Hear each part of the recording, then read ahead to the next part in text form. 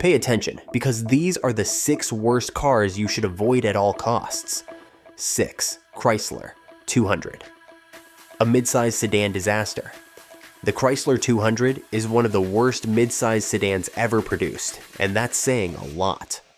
Chrysler had high hopes for this car, but poor design choices, terrible reliability, and a dreadful driving experience made it a flop. One of the biggest issues with the Chrysler 200 is its uncomfortable and cramped interior. Even though it was supposed to be a mid-size sedan, the rear seats have almost no legroom, making long drives a nightmare for passengers. The driving position is also awkward, with poor visibility and a stiff ride that makes it feel cheap and unrefined. Then there's the transmission, another FCA disaster. The Chrysler 200 came with a 9-speed automatic transmission, and just like in the Jeep Cherokee, it was a mess.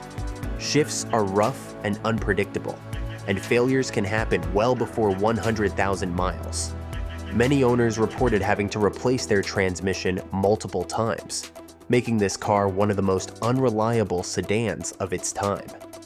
Despite being discontinued in 2017, the Chrysler 200 can still be found on the used market.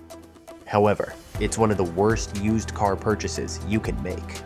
Resale values are terrible, parts availability is getting worse, and you'll likely spend more on repairs than the car is worth. 5. Dodge Journey. The outdated SUV that refuses to die. The Dodge Journey is the zombie of the SUV world. It just won't go away, despite being one of the worst SUVs on the market. First introduced in 2009, Dodge barely updated it over the years, meaning the Journey was already outdated a decade before it was discontinued in 2020. The biggest issue with the Dodge Journey is its poor reliability. The base engine, a weak 2.4-liter 4-cylinder, struggles to move this heavy SUV. If you opt for the V6, you get slightly better performance, but at the cost of horrible fuel economy. Then there's the interior. Step inside a Journey, and you'll be greeted with low-quality plastics, outdated technology, and uncomfortable seats. The touchscreen system is slow, the materials feel cheap, and even the layout feels old-fashioned. Despite being marketed as a family SUV, the lack of space and poor safety ratings make it a terrible choice for families. Another major problem is depreciation. The Journey loses value faster than almost any other SUV, meaning that even if you get a great deal on one, it won't be worth much when you try to sell it. 4. Nissan Altima, the CVT disaster. The Nissan Altima used to be a solid, affordable mid-size sedan, but in recent years, it has become one of the worst choices in its segment. The biggest culprit? Nissan's awful CVT transmission. Nissan's continuously variable transmission, CVT, is one of the most failure-prone designs ever put in a modern car. Owners frequently report issues with delayed acceleration, overheating, shuddering, and complete failure before even hitting 100,000 miles. Replacing one of these transmissions costs upwards of $4,000, and Nissan's track record with fixing these issues is not great. Beyond the transmission problems, the Altima suffers from poor interior quality, cheap materials, and lackluster driving dynamics. Nissan tried to position the Altima as a sporty sedan, but the handling is dull, the steering is vague, and the ride quality is nothing special. If you're expecting a fun driving experience, this car will disappoint you. Safety and reliability should be top priorities in a mid-size sedan, and the Altima falls short in both areas. Older models had serious issues with rust, weak crash test ratings, and faulty electronic components. Even newer models continue to have recalls and mechanical issues, making this one of the riskiest sedans to own. With so many better mid-size sedans available, 3. Chevrolet Spark, the cheap car. That's too cheap. At first glance, the Chevrolet Spark seems like a great deal. It's one of the most affordable new cars on the market, offering decent fuel efficiency and a compact design for city driving. But once you dig deeper, you'll realize why this is a car you should avoid at all costs. The biggest issue with the Spark is its terrible build quality. To keep costs low, Chevrolet cut corners in every way possible. The interior is filled with hard plastics, uncomfortable seats, and outdated technology. The doors feel flimsy, the ride quality is rough, and the car simply doesn't hold up well over time.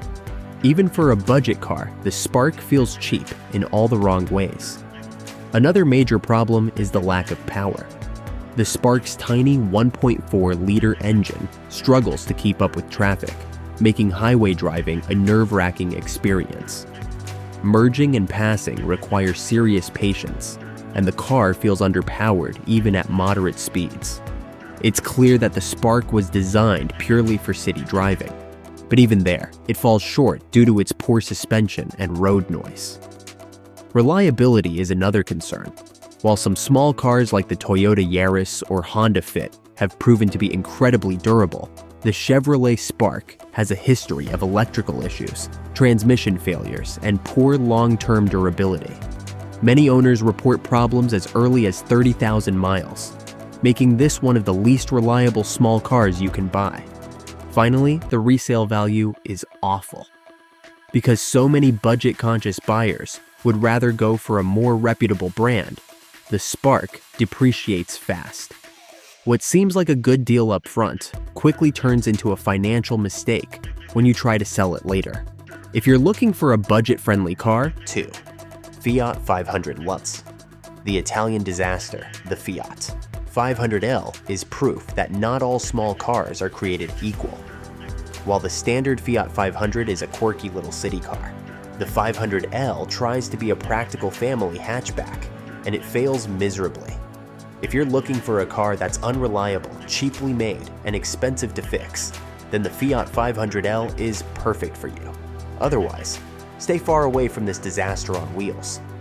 The biggest problem with the Fiat 500L is its horrible reliability. Fiat has consistently ranked among the least dependable brands in the world, and the 500L is one of its worst offenders. Owners have reported constant breakdowns, electrical failures, and transmission problems that make owning this car an absolute nightmare. The dual-clutch transmission found in early models is particularly bad, with reports of jerky shifting, delayed acceleration, and complete transmission failure before even hitting 60,000 miles. Even the seats feel uncomfortable on long drives, making this car a terrible choice for families or commuters. And if you thought the Fiat 500L at least had good resale value, think again. These cars depreciate faster than almost anything else on the market. Finding one at a low price might seem like a bargain, but that's because nobody wants them. Another issue with the Fiat 500L is that Fiat stopped selling them in the US after 2020, which means finding replacement parts will only get harder and more expensive. When a car is this unreliable, you don't want to struggle with finding parts just to keep it running. 1. Jeep Cherokee, 2014 to 2020. The transmission nightmare. The Jeep, or Cherokee, is one of those SUVs that looks tough, rugged, and ready for adventure. But don't be fooled.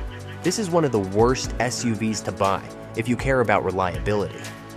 Jeep made a massive mistake by equipping the Cherokee with a 9-speed automatic transmission that turned out to be a nightmare.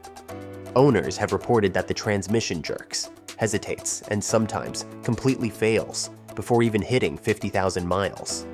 Instead of delivering a smooth ride, this transmission feels confused, often shifting at the wrong time, making acceleration unpredictable and frustrating. Jeep attempted to fix the issue with software updates, but the problems never really went away. Many owners had to replace their entire transmission, which can cost well over $5,000, sometimes even before the car was out of warranty. The situation got so bad that Jeep was forced to extend their warranty on the transmission, but that still doesn't change the fact that this SUV is a ticking time bomb for expensive repairs. Beyond the transmission problems, the Cherokee also suffers from electrical gremlins, unreliable infotainment systems, and below-average fuel economy. Even though it has Jeep's legendary off-road capability, most people buying a Cherokee will never take it off-road, making the poor reliability even more frustrating. Compared to more reliable SUVs like the Toyota RAV4 or Honda CR-V, The Cherokee is just not worth the risk. If you're considering buying a used Cherokee, think twice. Unless you love gambling with your money and spending time at the repair shop, this is an SUV you should absolutely avoid. There are far better choices out there that will last longer, cost less to maintain, and give you a stress-free driving experience. There you have it, 6 cars you should never buy. Whether it's because of terrible reliability, poor build quality, or expensive repairs, these vehicles will only bring frustration and regret. If you're shopping for a car, always do your research and avoid these money pits at all costs. Which car do you think is the worst on this list? Let me know in the comments below. And if you enjoyed this breakdown, don't forget to like, subscribe, and hit that notification bell for more car content. Until next time, drive smart and stay away from these disasters on wheels.